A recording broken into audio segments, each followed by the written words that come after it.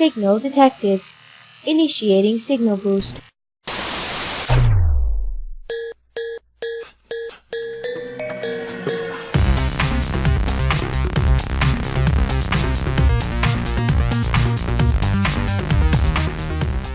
Welcome to Signal Boost, your weekly source for news from The Matrix Online.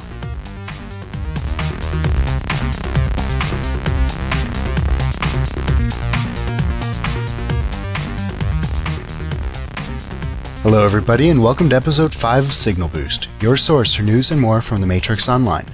I'm your host, Glaze, and I'm joined this episode by my co-host, Countess, who you'll hear from later on. Gonna have to apologize again for being a little behind schedule, but we decided to hold off on producing this podcast until the much-delayed Update 46 was actually available, and then technical and other details put things on hold for some time. But we're back now with our best episode yet. I hope you like our new opening, and I hope you enjoy the new features we have in this episode. Due to even more technical difficulties, the critical mission summaries we've written up aren't available for this podcast, but we'll release them as a special episode as soon as they're available, which shouldn't be in too long. You'll get it in your podcatching client just like any other episode, and they'll be available on our website as well. Anyways, on with the news.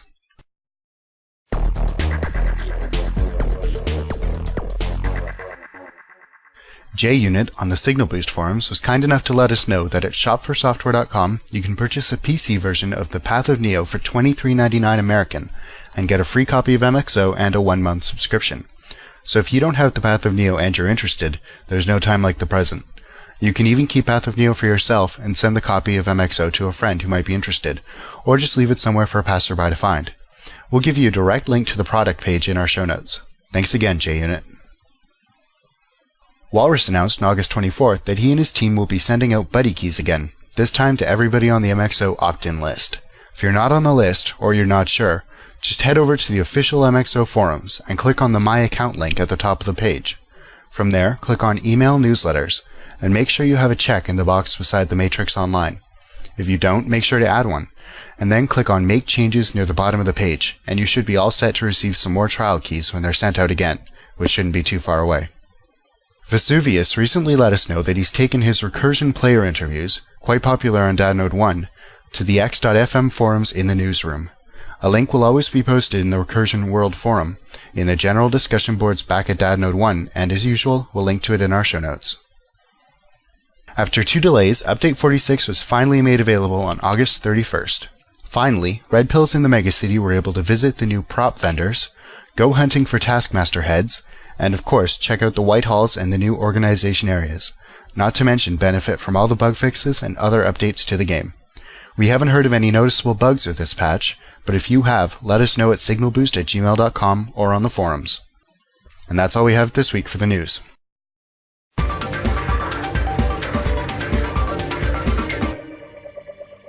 This is Countess Line Court with your live events.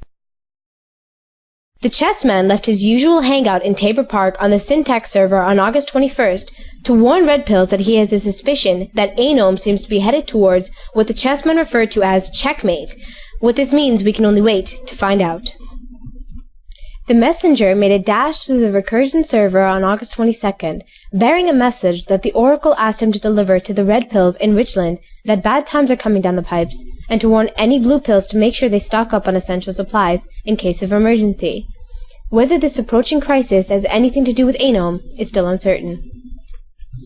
Ukami went on a hunt in Westview on the Vector server on August 23rd, taking down several unfortunate unlimited reactors before disappearing back into the night. Liaison Officer Tim Kem led a machine assault on the Merovingian forces at Recursion's Club Hell on August 24th, after setting up a diversion at Club Paradise Lost. Despite deleting a high-powered club guard, things weren't going so well for the machines, and things took an even bigger turn for the worse when Anom himself and his unlimited reactors showed up. Anom soon left, leaving his forces to fight his battle until Agent Gray arrived to assist in the cleanup procedure, and informing the machine operatives that they had better things to be doing.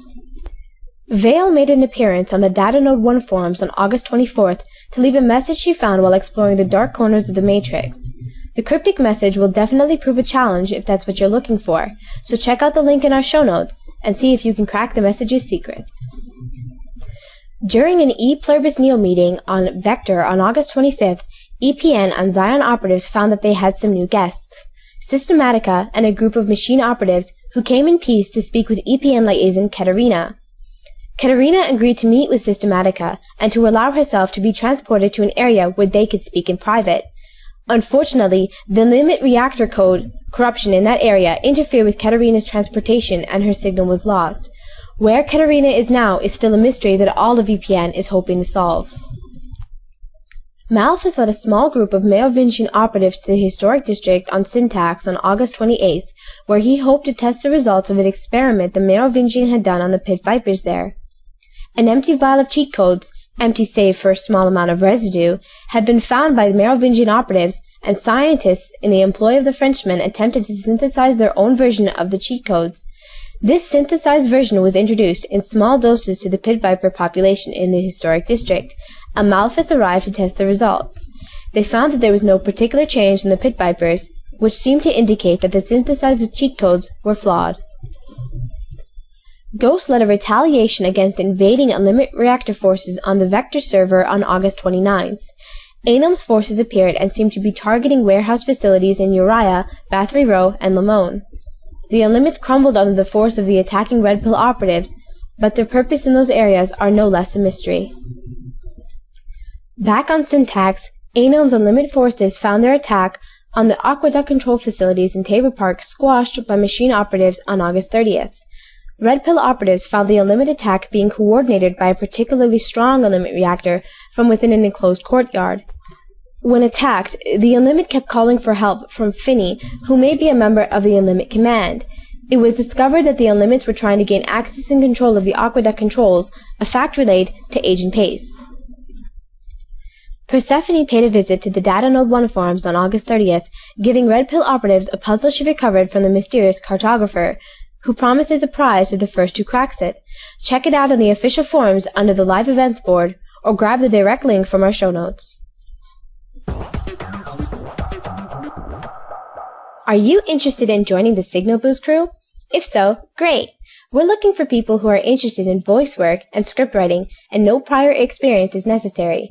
If you're interested, send us an email at signalboost@gmail.com letting us know what you're interested in doing. If you're interested in vocal work, all we ask is that you send us a short clip of your voice in MP3 or WAV format. So if you're an avid player of MXO, or just a fan of Signal Boost interested in getting behind the scenes, now's your chance. We don't like being the only people doing all the talking. Well, okay, maybe I do, but regardless, we want to hear from you. Send us your questions, comments, news, or information at our email address, signalboost@gmail.com, and check out our forums at signalboost.demons.ca/forum.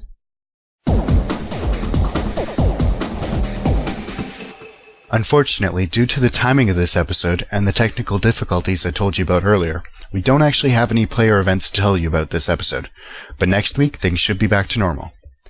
Don't forget about the Signal Boost event calendar. If you have any player event that you want us to know about, you can post it on the calendar, post it on our forums, or email us, or even all three.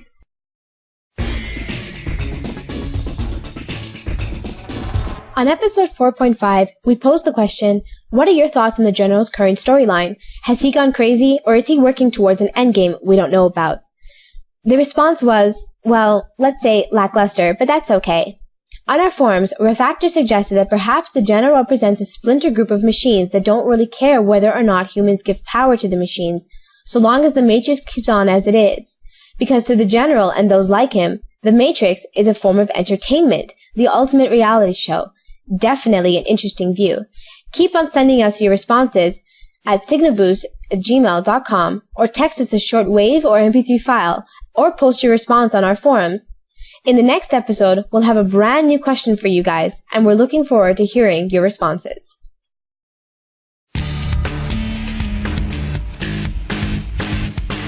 We're back with our second segment on Guerrilla Marketing for The Matrix Online. We'd like to remind you that more trial keys are on their way, so if you haven't gotten any, or you're looking for more, you won't have to wait long. If, however, you don't think you're going to use them, why not forward them to us at signalboost@gmail.com, and we'll do our best to give them a good home. On to this episode's Guerrilla Marketing mission. There are a lot of gaming blogs and podcasts out there, covering the news and reviews of PC games, console games, and everything in between. However, while big-name MMOs like World of Warcraft seem to get mentioned whenever there's a new update, our MXO seems to be left out in the dust. So, your mission this time is to get in contact with your favorite gaming blog, website, or podcast, and let them know that MXO was just updated with Update 46, and maybe point them towards the patch notes. Maybe even tell them that some more trial keys are coming out. This mission is an ongoing one. Keep letting them know whenever anything significant happens with MXO.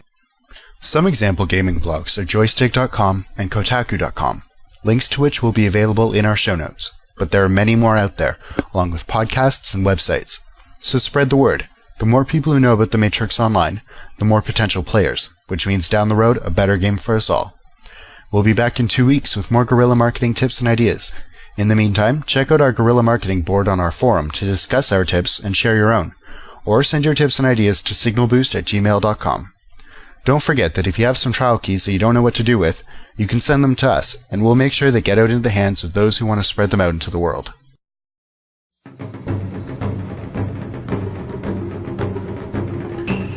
In this new segment, we'll be doing our best to summarize interesting and relevant information from the Ask a Dev thread on the MXO boards. There is a lot of traffic on that particular thread, so we'll only be covering the really interesting stuff. Here's this week's summary. When asked whether Ep5 and the Cypherites would ever be independent organizations, Rarebit stated that it wasn't feasible, as it would require too many modifications and the support simply wasn't there, not to mention having to create extra content and edit existing content like the constructs. Rarebit also mentioned that the organization-only areas are instanced and are likely to remain that way, that it was a deliberate decision to not allow items to be dropped in the world deliberately as it caused many problems, and that it is highly unlikely that we will ever see editable objects, for example, adding nodes to prop vendor items because the object system on a very fundamental level does not support that feature. Finally, Rarebit had said that he understood that some of the sound people in San Diego were looking to talk to Walrus about some kind of casting call for the 6.1 cinematic, but that he wasn't sure of the details.